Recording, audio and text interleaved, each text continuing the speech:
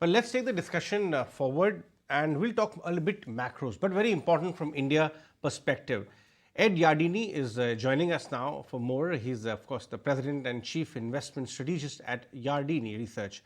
They have come out with a very differentiated note, and they expect US growth actually to chug along very well from here on.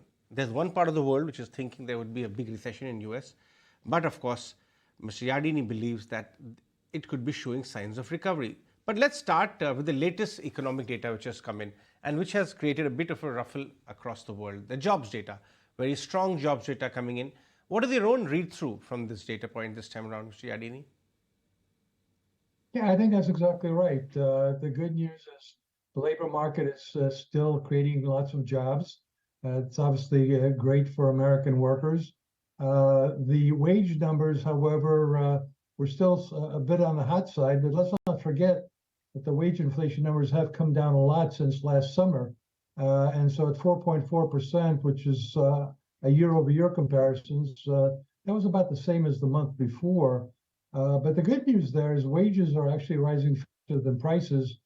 That's a nice source of real purchasing power for the consumer. It is a concern, of course, with regards to what the Fed's going to do. The Fed would like to see wage inflation closer to 3%, and I think it's heading in that direction. I don't think we're going to need a recession to bring inflation down.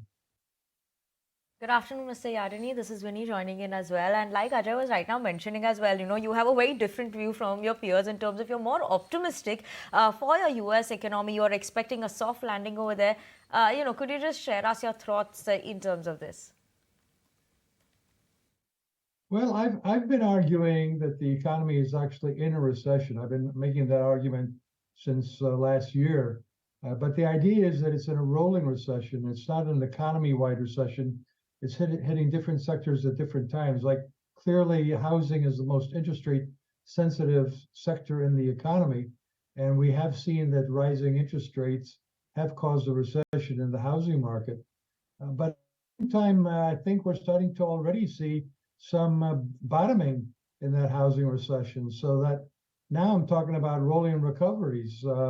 We've had a rolling recession in housing. Consumers moved away from goods to buy more services.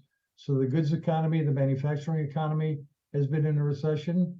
And I think those areas are going to start to show some signs of life. So I did raise my expectations for first quarter real GDP from something like 1% to more like 2%.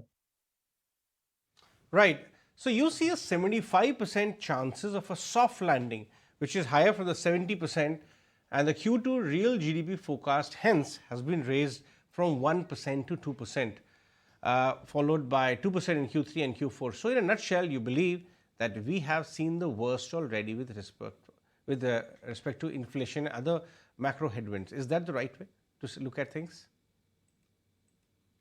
Yeah, I've been arguing that in terms of a hard versus a soft landing, that a hard landing probability is about 25%, and that a soft landing is 75%. So clearly, I'm looking for the economy continuing to grow in a way that is not too hot, so that inflation can continue to come down.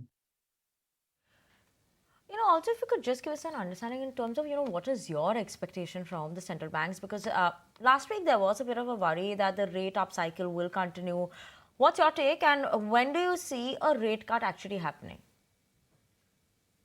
Well, I don't think at this point it's too early to talk about cutting rates. The Fed has made it very clear for the past year, really, that they intend to bring the federal funds rate to a restrictive enough level that would, over time, bring inflation down.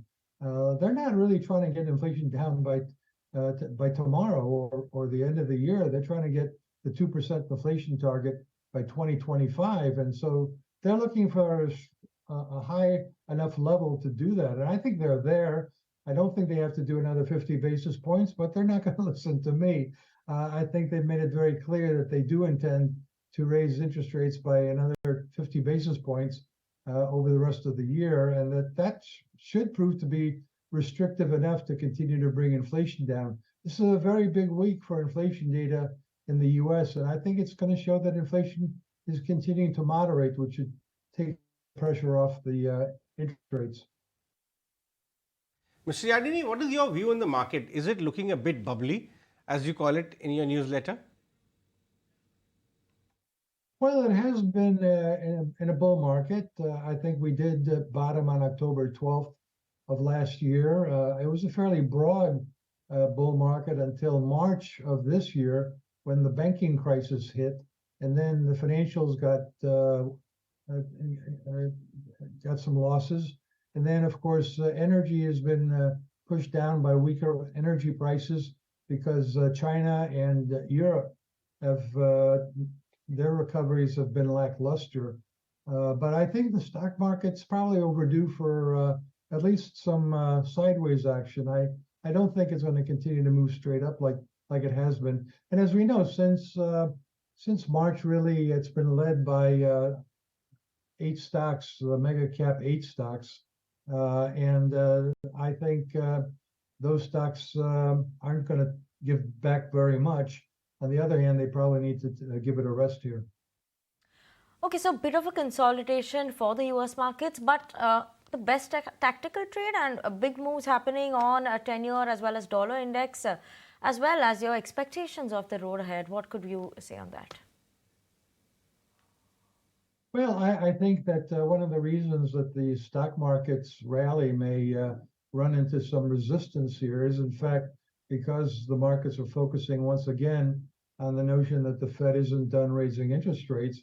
And we've seen the bond yield going up to a little over 4% here, and that's disquieting to the stock market. But the question is, what's the data going to show up ahead here? And I think it's going to show that the economy is growing, but at the same time, I think it's going to show that inflation is continuing to moderate.